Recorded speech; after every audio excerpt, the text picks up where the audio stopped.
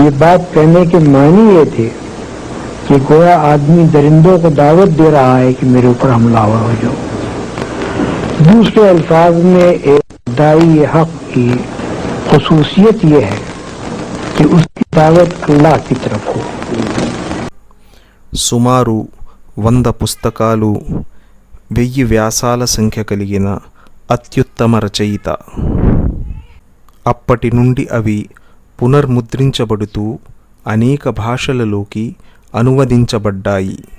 ప్రజారంగం మరియు రాజనీతి రంగాల నుండి మతపరమైన ఆలోచనలు మరియు వాటి ప్రభావాన్ని ముఖ్యంగా ఇస్లాంకు సంబంధించి నిరోధించడానికి ప్రపంచం అనుకూలంగా ఉన్న వేళ ఆయన అపార కృషి మరియు ప్రాబల్యం ఇస్లామీయ సూత్రాలు మరియు ధర్మ సమర్థకులలో స్ఫూర్తిని కలిగించి వారిని ఎంతగానో ప్రభావితం చేసింది. పూర్వపు రాచరిక రాష్ట్రమైన హైదరాబాదులో ప్రసిద్ధ పట్టణం ఔరంగాబాద్ ఇస్లాం యొక్క గొప్ప యోధుని జన్మస్థలం కావడంతో సమకాలీన చరిత్రలో ప్రసిద్ధ చెందింది. ఒక ఉన్నత గౌరవనీయ కుటుంబంలో జన్మించిన అబుల్ అలా ఇబ్నే అహ్మద్ హసన్ మౌదూదీ 1903 సంవత్సరం సెప్టెంబర్ 25న ఈ ప్రపంచంలో అడుగుపెట్టారు. వారి పూర్వీకులను ఉపఖండంలో ఇస్లాం ప్రారంభ ధర్మ బోధకులుగా గుర్తించారు. أسرة عريقة في نسبها فهي أسرة حسينية تنتهي إلى الحسين بن علي رضي الله تعالى عنهما. وكثر في الهند وجود الأسر العلوية الشريفة، والسبب هو أنهم هاجروا من اليمن خاصة واستقروا في الهند بأعداد كبيرة، إما هربا من الطغيان أو لأسباب غير هذا، نشر الدعوة الإسلامية أو للتجارة. فهنالك أسر هندية كثيرة وهم أعلام كبار، يعني المودودي علم كبير وضخم. مع أن جدته لأمه كانت تركية، وهو يعرف الفارسية ويعرف العربية، فهو يعني موسوعي الثقافة. ఒక యువ కెరటం అతి చిన్న ప్రాయంలోనే ధార్మిక సమావేశాలు, ఆచార వ్యవహారాలు, సాహిత్య రంగానికి పరిచయం చేయబడింది.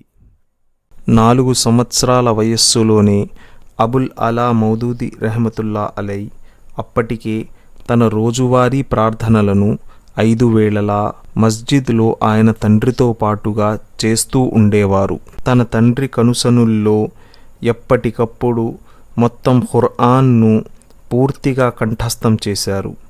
ఇమాం మాలిక్ గారి ముఅత్తా గ్రంథాన్ని కూడా కంఠస్థం చేశారు. ఈ అద్భుతమైన నైపుణ్యాలు అన్నీ ఆయన తండ్రి కఠినమైన నిబంధనలు, పర్యవేక్షణలో పెంపొందించబడ్డాయి. ఆయన తన కుమారుడు తన సొంత ఇంటిలో ఉన్న వనరులు, సౌలభ్యాల నుండి ఉత్తమమైన బోధన, శిక్షణ పొందాలి అనే తపనలో పూర్తి ప్రయత్నం చేస్తూ అందులో ఏ విధమైన కొరతకు అవకాశం ఇవ్వలేదు. అబుల్ అలా మౌదూదీ రెహమతుల్లా అలై 8వ తరగతికి వచ్చే వరకు ప్రైవేటుగానే విద్యను అభ్యసించారు. ఆ తరువాత ఉన్నత విద్య అభ్యసించడానికి ఔరంగాబాద్లోని అల్ ఫుర్ఖానియా అనే మదర్సాలో చేరారు. అక్కడ అతి పిన్న వయస్కులలో ఒకరు అయినప్పటికీ విద్య పట్ల ఆయనకున్న ఆసక్తి ఆయనను మిగిలిన విద్యార్థుల కంటే ముందు నిలబెట్టింది. ఈ అసాధారణమైన అబ్బాయి తన 14 సంవత్సరాల వయస్సులో సాహిత్యాన్ని అనువదించడం ప్రారంభించారు. అతి పిన్న వయస్సులో ఆయన సాధించిన ఆశ్చర్యకరమైన విజయాల పట్ల ఆయన తోటివారికి గణనీయంగా అసూయ, ఆగ్రహం తెప్పించాయి. అప్పటికే ఆయనకు ఉన్న బలహీనమైన సామాజిక, ఆర్థిక నేపథ్యం, పేదరికం ఆయనను యుక్త వయస్సులో ఎంతగానో బాధపెట్టాయి. ఈ ఉద్విగ్నకరమైన, నిరాశాకరమైన పరిస్థితుల కారణంగా అబుల్ అలా తండ్రి గారు స్వగ్రామాన్ని విడిచి ఉపాధి కోసం భోపాల్కు తరలి వెళ్ళారు. విచారకరంగా ఈ సంఘటన మరో నిరాశకు గురి చేసింది. వారి కుటుంబాన్ని మరింత ఇబ్బందుల్లోకి నెట్టింది. వారి తండ్రిగారు తీవ్రమైన వ్యాధి కారణంగా పక్షవాతానికి గురయ్యారు. చివరికి అది వారి మరణానికి దారితీసింది. వారి తండ్రి ఎటువంటి వారసత్వపు ఆస్తి విడిచిపెట్టని కారణంగా మౌదూదీ రెహ్మతుల్లా అలై గారి కుటుంబ ఆర్థిక కష్టాలు మరింతగా తీవ్రమయ్యాయి. ఆ తరువాత ఆర్థిక వనరుల అన్వేషణ కోసం తప్పని పరిస్థితులలో ఆయన తన చదువుకు స్వస్తి చెప్పారు. ఏదేమైనా ఆయన తండ్రి మరణం తరువాత ఎక్కువ కాలం తీసుకోకుండా అబుల్ అలా మౌదూదీ రెహ్మతుల్లా అలై తన కుటుంబాన్ని ఆర్థికంగా ఆదుకునేందుకు పనిలో నిమగ్నమయ్యారు. ఈ భవిష్య ధృవతార మధ్యప్రదేశ్లో ఒక ప్రముఖ దినపత్రికకు విలేఖరిగా నియమించబడ్డారు. ఆ సమయంలో ఆయన వయస్సు కేవలం 17 సంవత్సరాలు. బహుకొద్ది కాలానికే విలేఖరిగా ఆయన నైపుణ్యాలు వృద్ధి చెందడం ప్రారంభించాయి. అల్ జామియా అని పిలువబడే పత్రికకు ఎడిటర్గా నియమించబడ్డారు.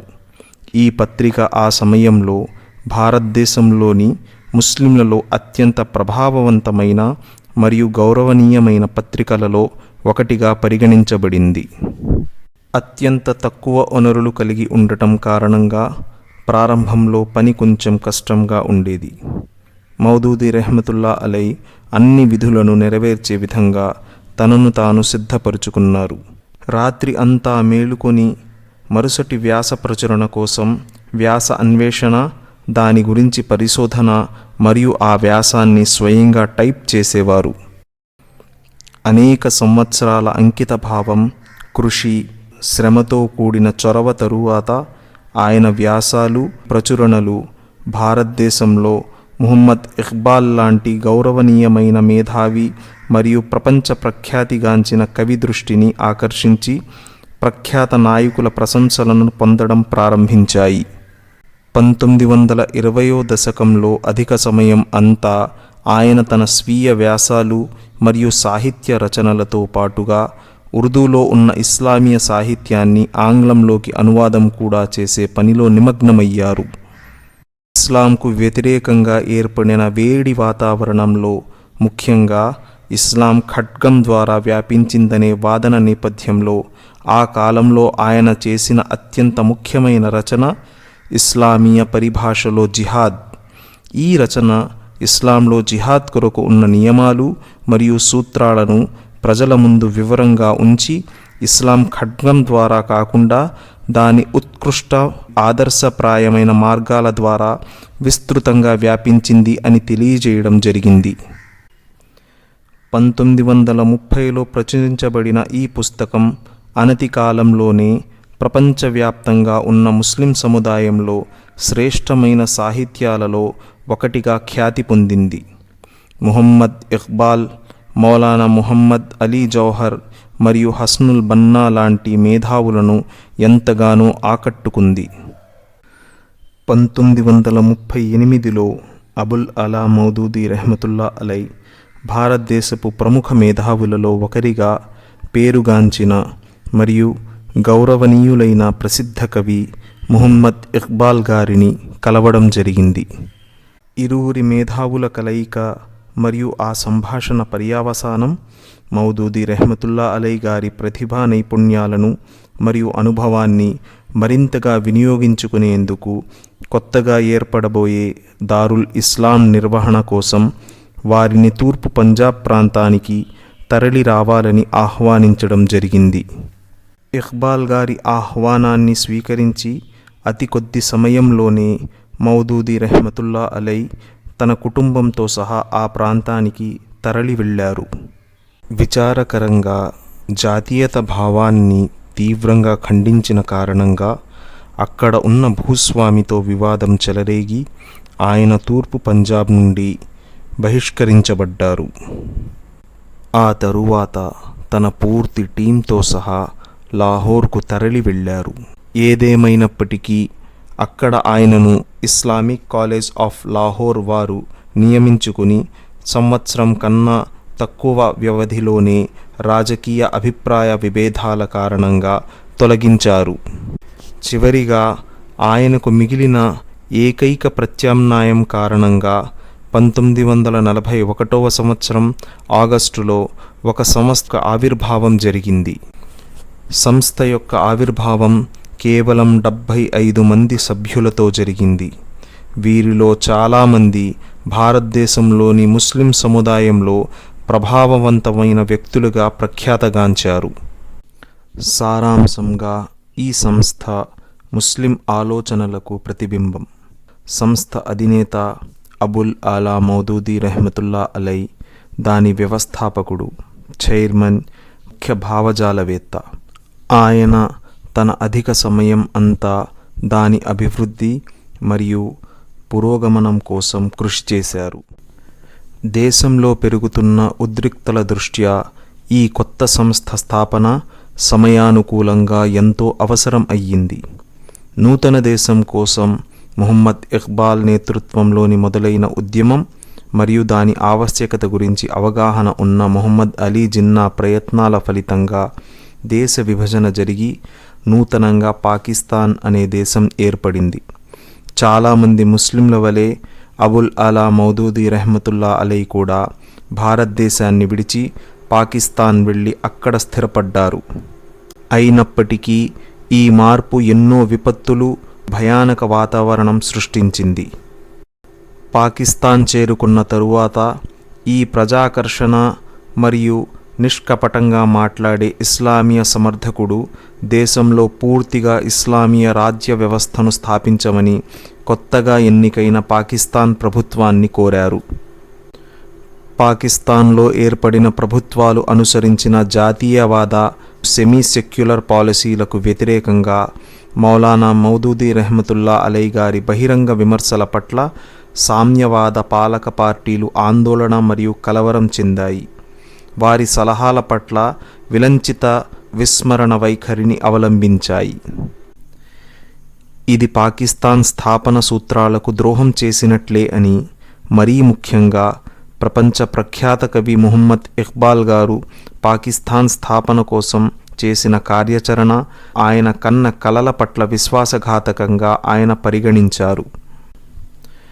మౌదూదీ రెహ్మతుల్లా అలై గారి వాదనలో ఉన్న సముచితం మరియు ప్రామాణికతను తట్టుకోలేని రాజకీయ వర్గాలు అన్నీ కూడా ప్రభుత్వానికి వ్యతిరేకంగా ఆందోళన చేసే వ్యక్తులను అరెస్టు చేసి శిక్షించడం ద్వారా వారిని కట్టడి చేయగలం అని భావించారు. మౌలానా మౌదూదీ రెహ్మతుల్లా అలై గారిని ఈ శిక్షల నుండి మినహాయించడం జరగలేదు. వారిని తరచుగా అరెస్టు చేస్తూ జైలులో పెట్టడం జరిగింది.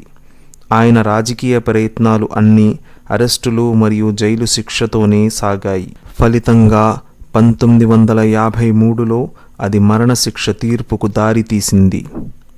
ఆ శిక్ష పట్ల క్షమాపణ కోరితే విడిచిపెడతాం అనే అవకాశం ఇచ్చినప్పుడు ఆయన ఆ విజ్ఞప్తిని తిరస్కరించిన సంఘటన ప్రపంచవ్యాప్తంగా ఎంతో ప్రఖ్యాతగాంచింది. ఈ కఠిన సమయంలో మరియు కోర్టుల వ్యవహారంలో ఆయన కుటుంబం మొత్తం ఆయనకు ఎంతో అండగా నిలిచింది. యావత్ ముస్లిం ప్రపంచం నుండి పెరుగుతూ వచ్చిన ఒత్తిడి కారణంగా పాకిస్తాన్ ప్రభుత్వం మరణశిక్షను రద్దు చేసి ఆయనను జైలు నుండి విడుదల చేసింది. ليس العيب يا إخوان يخطئ الإنسان، فإن أبا الأعلى أخطأ فهو بشر، ما منا من أحد إلا ويخطئ ويصيب إلا النبي صلى الله عليه وسلم، فهو معصوم من الخطأ صلى الله عليه وسلم. أما باقي البشر وسائر البشر كلهم يخطئون، فلا شك أن هذا الرجل الكبير كان له أخطاء فهو بشر، إنما كان داعية مثقفا روحه مشربة بحب الإسلام، وكان على اطلاع شرعي لا بأس به، فحفظ الموطأ الإمام مالك وتلقى عن بعض المشايخ، لكن لم يكن عالما شرعيا على هيئة علماء الهنود. أنا قلت لكم أن الرجل له أخطاء ليس بمعصوم، لكن على الأقل أثر تأثيرا رائعا في الجيل، جيل الصحوة، وإلى اليوم نقرأ كتبه ونترحم عليه ونذكره بخير. فالرجل لم يكن عالما شرعيا، لكنه كان مثقفا داعية كبيرا، أشربت روحه حب الإسلام والعمل لدين الإسلام، فأنتج إنتاجا رائعا، أنتج إنتاجا ما لم ينتجه آلاف العلماء. وهذه الشهادة من أبي الحسن الندوي، وهي شهادة رجل كبير يقول ما أعلم أحدا أثر في الجيل المعاصر تأثير الأستاذ أبي الأعلى مودودي عليه. إذا وجدت إنسان يتكلم في الكبراء والعظماء بدون رادع ولا وازع من ضمير ولا دين ولا خلق، يعني اعلم تماما أن هذا الرجل عنده مشكلة وعنده مرض.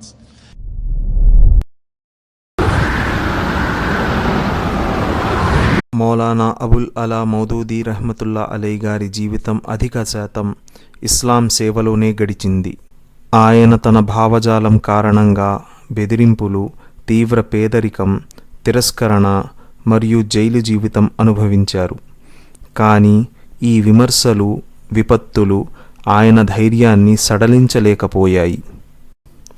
ఉర్దూ భాషతో పాటు అరబీ, పర్షియన్ మరియు ఇంగ్లీష్ భాషపై ఆయనకు ఉన్న వాగ్ధాటి ఆయన అనేక ముస్లిం దేశాల పర్యటన చేసినప్పుడు ఆయనను బలమైన ప్రజాదరణ కలిగిన ప్రసంగీకునిగా నిలబెట్టింది.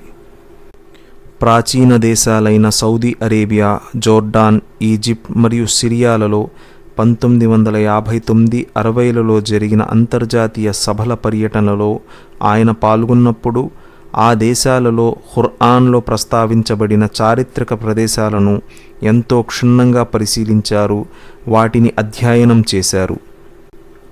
మౌలానా అబుల్ అలా మౌదూదీ రహ్మతుల్లా అలై గారి మేధో సామర్థ్యాలు ఆయనకు పవిత్ర నగరంలో ఎన్నో ప్రశంసలను మరియు గౌరవాన్ని ప్రసాదించాయి.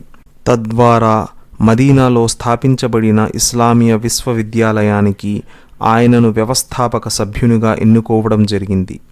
అక్కడే ఆయన దాని సలహాదారునిగా మరియు అకాడమిక్ కౌన్సిల్లో కూడా వారు సేవలను అందించారు. మక్కాలో స్థాపించబడిన ముస్లిం వరల్డ్ లీగ్లో ఆయనను వ్యవస్థాపక సభ్యుడిగా ఎన్నుకోవడం జరిగింది. ఏకకాలంలో ఆయన మదీనాలోని board of academy of research on Islamic లాలో తన సేవలను అందించారు.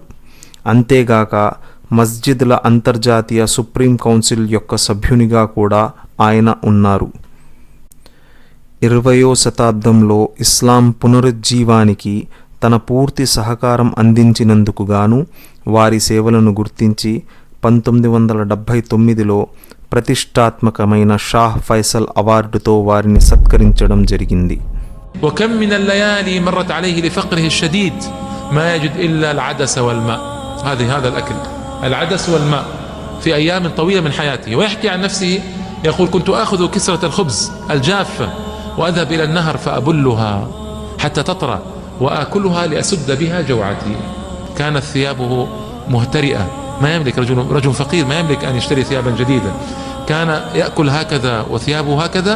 لكن انظروا إلى عطائه، العطاء الذي يتردد صداه في جنبات الزمان إلى أن يرث الله الأرض ومن عليها.